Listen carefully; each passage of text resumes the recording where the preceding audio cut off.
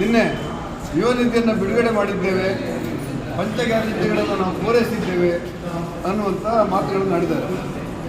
ವಾಸ್ತವಿಕವಾಗಿ ನೇರವಾಗಿ ಕರ್ನಾಟಕದ ಯುವಕರಿಗೆ ರಾಜ್ಯ ಸರ್ಕಾರ ವಂಚನೆ ಮಾಡಿದೆ ಅನ್ನುವಂಥ ಆಪಾದನೆಗಳನ್ನು ನಾನು ಮಾಡ್ತಾ ಇದ್ದೀನಿ. ಯುವ ನಿಧಿಯನ್ನು ಅವರು ಪ್ರಣಾಳಿಕೆಯನ್ನು ಏನು ಹೇಳಿದರು ಅಂತ ಹೇಳಿದರೆ, ಯಾರ್ಯಾರಿಗೆ ಡಿಗ್ರಿ ಆಗಿದೆ,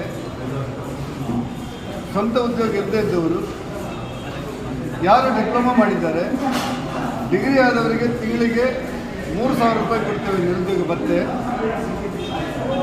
ಡಿಪ್ಲೊಮಾ ಆದವರಿಗೆ 1,500 ಕೊಡ್ತೇವೆ ಅಂತ ಹೇಳಿದ್ದಾರೆ.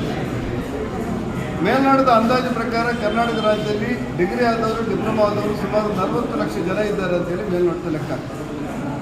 ಆದರೆ ಇವತ್ತು ಯುವ ನಿಧಿ ಹೆಸರಿನಲ್ಲಿ ಏನು ಮಾಡಿದ್ದಾರೆ ಅಂತ ಹೇಳಿದರೆ, ಭಾರತೀಯ ಜನತಾ ಪಕ್ಷ ನೀವು ಯುವಕರಿಗೆ ನಿರುದ್ಯೋಗ ಭತ್ಯೆ ಕೊಡ್ತೇವೆ ಅಂತ ಹೇಳಿದ್ದೀರಿ, ಕೊಡ್ತೇವೆ ಅಂತೇಳಿ ಓಟು ಪಡೆದಿದ್ದೀರಿ, ಅಧಿಕಾರಕ್ಕೆ ಬಂದಿದ್ದೀರಿ, ಈಗ ನೀವು ಮಾಡ್ತಾ ಇಲ್ಲ ಅನ್ನುವಂಥ ಟೀಕೆಗಳನ್ನು ಮಾಡಿದ ಮೇಲೆ ಯುವ ನಿಧಿಯನ್ನು ಬಿಡುಗಡೆ ಮಾಡ್ತಾರೆ. 22-23ನೇ ಸಾಲಿಗೆ 4 ಲಕ್ಷ ಯುವಕರು 22-23ನೇ ಸಾಲಿನಲ್ಲಿ ಡಿಗ್ರಿಯನ್ನು ಪಡೆದವರು, 48,000 ಜನ ಡಿಪ್ಲೊಮಾ ಪಡೆದವರು ಅಂತ ಅವ್ರ ಲೆಕ್ಕ. ಅದರಲ್ಲಿ ಉದ್ಯೋಗ ಇದ್ದವರು ಅಥವಾ ಆಸಕ್ತಿ ಇದ್ದವರು ಇವನ್ನೆಲ್ಲ ಬಿಟ್ಟರೆ ಹೆಚ್ಚು ಕಡಿಮೆ ಒಂದು 3-3 ಲಕ್ಷ ಜನರಿಗೆ ನಾವು ಕೊಟ್ಟು ಒಂದು 600-700 ಕೋಟಿ ರೂಪಾಯಿ ಖರ್ಚು ಮಾಡಿ ಯುವ ನಿಧಿಯನ್ನು ಅನುಷ್ಠಾನ ಮಾಡಿದ್ದೇವೆ ಅನ್ನುವಂಥ ಹೆಮ್ಮೆ ಪಟ್ಟುಕೊಳ್ಳುವಂಥ ಮಾತುಗಳನ್ನು ಮುಖ್ಯಮಂತ್ರಿಗಳು ಹೇಳ್ತಾರೆ.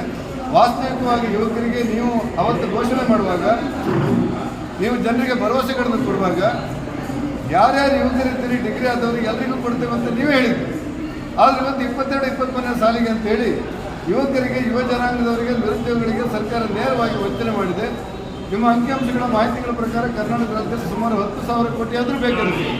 ಆದರೆ ಇವತ್ತು ಬರೀ 600-700-800 ಕೋಟಿ ರೂಪಾಯಿನ ಕೊಡುವುದರ ಮೂಲಕ ಬಿಡುಗಡೆ ಮಾಡ್ತೇವೆ ಅಂತ ಹೇಳೋದ್ರ ಮೂಲಕ ಯುವಕರಿಗೆ ವಂಚನೆ ಆಗಿದೆ ರಾಜ್ಯ ಸರ್ಕಾರದಿಂದ ಆಪಾದನೆ ಮಾಡ್ತೇನೆ. ಪಂಚ ಗ್ಯಾರಂಟಿಗಳನ್ನು ಕೊಡಲಿಕ್ಕೆ ಕೇವಲ ಓಟಿಗೋಸ್ಕರ ಮಾತ್ರ ಪಂಚ ಗ್ಯಾರಂಟಿಗಳನ್ನು ಬಿಟ್ಟರೆ ಅನುಷ್ಠಾನ ಮಾಡುವಲ್ಲಿ ಸಂಪೂರ್ಣವಾಗಿ ಪಂಚ ಗ್ಯಾರಂಟಿಗಳು ವಿಫಲ ಆಗಿದೆ. ಜನರಿಗೆ ಕೊಟ್ಟಂಥ ಭರವಸೆಗಳು ಇಲ್ಲ.